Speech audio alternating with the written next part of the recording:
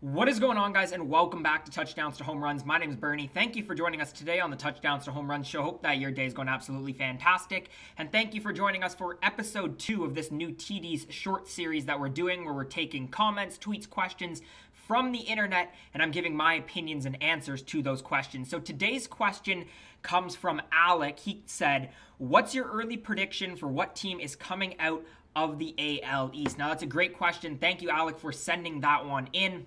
The AL East has already shaped up to be a fantastic and close division at this early part of the season. Now, I know that we're only into the early part of May, but the AL East is already the closest division in the American League, only separated by 4 games from the Red Sox in first to the Orioles in 5th place. And some really quality, talented teams here. I think, you could justify probably 4 of these different teams winning the division. Probably a pair of them sneaking into the AL wild card as well.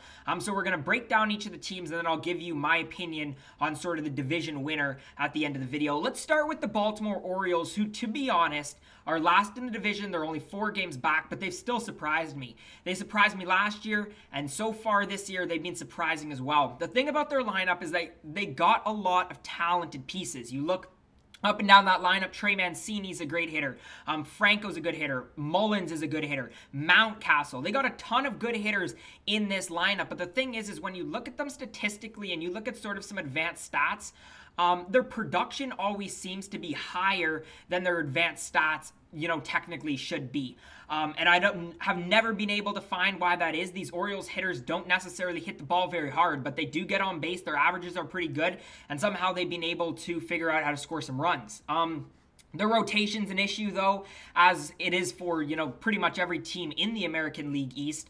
You got Means, who's at a 1.7 ERA, an upper-end pitcher in the American League. But you look at the rest of the rotation, Harvey, Zimmerman, Lopez. They just don't have that depth, I think, to be able to compete for an entire season in the American League. Let's flip over to the Boston Red Sox, first in the division right now, an absolutely sensational start to the season.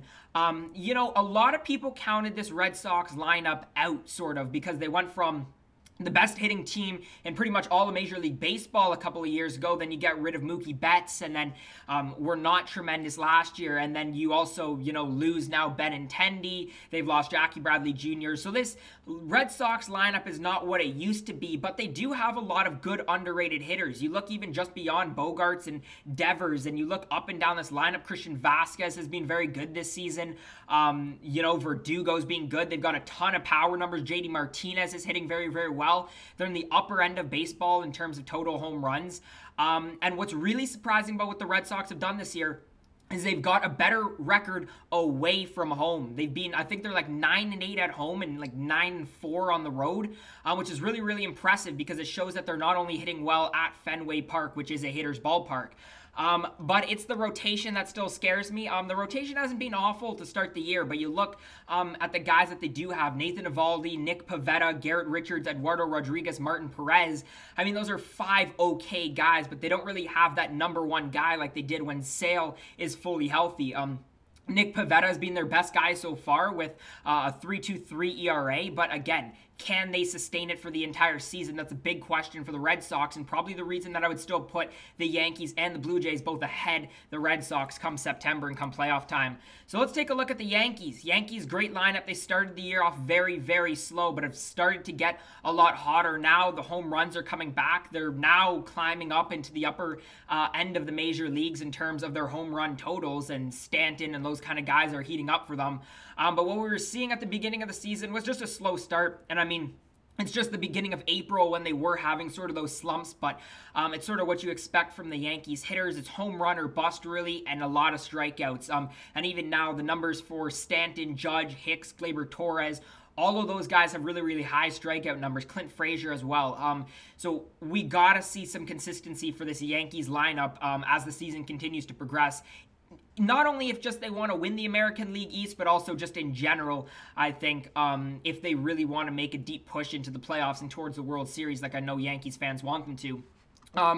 But, it's a similar story throughout all these teams in the AL East. It's the rotation. You got Cole at the top of the rotation, arguably the second best pitcher in all the Major League Baseball, and he's been sensational so far this season. But you look at Kluber, you look at Tyone, you look at Montgomery, Domingo Germán, they've just haven't been able to find consistency past that ace spot. And, you know, coming into the season, the Yankees had tried to fix a lot of their problems in the rotation by filling in some guys who were injury prone in the past who they could get on cheaper deals, particularly looking at a guy like Corey Kluber. But I don't know how effective that's necessarily been for them yet. I don't think all of these guys have panned out. Now, they do have a lot of backup options, you know, so throughout the rest of the season, they technically can flip-flop between, you know, some different starters in and out of the rotation. Got to find some consistency there, and I think that the Yankees probably should be looking at trying to add another starting pitcher before come the postseason at the trade deadline, and they got a decent bullpen as well. The Blue Jays are near the bottom of the AL East, but I mean really, really close as well. And the thing about the Blue Jays that I really like, and this is without any bias, is that they've done a very good job right now dealing with the injuries that they've had. You bring George Springer into sort of your roster, into your lineup in the offseason on a massive, massive contract. And he's only played like 3 games so far. Hit 2 home runs in this game. In those games, but again, we've seen time without George Springer. Obviously, Kirby Yates was a huge one. Ryu, I mean, those are pretty much your top guy in your rotation, was supposed to be your top guy in your bullpen and your lineup as well. And then a ton of injuries in the bullpen as well. We've seen time without Romano. We've seen time without Chatwood. I mean, the list just goes on and on and on. But for the Blue Jays to have this record that they have right now, it honestly is pretty impressive. I'm very happy with what the Blue Jays are doing right now. I love the step-ups that we've seen this year from Guerrero, who looks tremendous at the plate with his eye.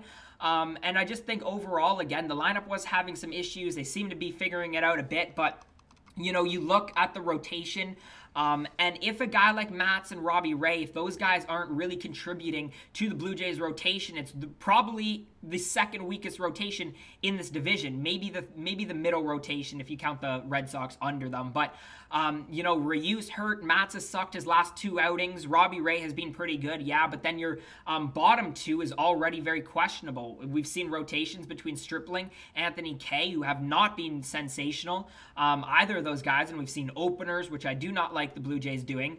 But it also makes their bullpen sort of have to go through a lot more stress. So I think that's the big thing for the Blue Jays. It's not only about adding a starter at the deadline, it's about really finding 5 consistent, legit starters. I think that's the biggest need and sort of issue for the Blue Jays moving forward. And then the final one, Tampa Bay. They've been a little underwhelming this year. Coming into the year, they didn't have sort of really, really high expectations. Their lineup is sort of okay. I mean, you look at some of the guys. Brandon Lau is a good hitter. You still got Joey Wendell, who's been very, very solid for this year. Arozarena obviously has been good. It's just not super, super deep. And then even in the rotation, I mean, obviously you got Glasnow, but a lot of their starters haven't been as good as they need to be in order for the Rays to be, you know, competing for the AL East. Yarbrough hasn't been very good. You know, they got a ton of different guys that they've been toying with, from 3 to really 6 different starters. So, I mean, the Tampa Bay Rays need to clean it up as well. So in terms of going back and answering the question, the winner of the AL East is going to be the team, in my opinion, that finds the most consistency in the rotation. It's not going to be the Orioles. I don't think it's going to be the Red Sox, just because I don't think they have a number 1. So who out of the Blue Jays, Yankees, and Rays can find some consistency in their 5 starters? I still like the Yankees to win the division because I think they're the best hitting team in baseball. And I think their rotation as of now is probably the best. But I think, you know, the Blue Jays, Rays could be right in there. But yeah, my answer to this question, my prediction is going to be the New York Yankees. But anyways, guys, if you did enjoy today's video, make sure to leave a thumbs up, subscribe to Touchdowns to Home Runs. I'd love to hear your thoughts on what I've talked about today down in the comment section below. And if any of you guys have any other ideas that you want to see me talk about in these TD short series, make sure to let me know down in the comment section below. But as always, guys, thank you so much for watching, and I hope to see you again next time.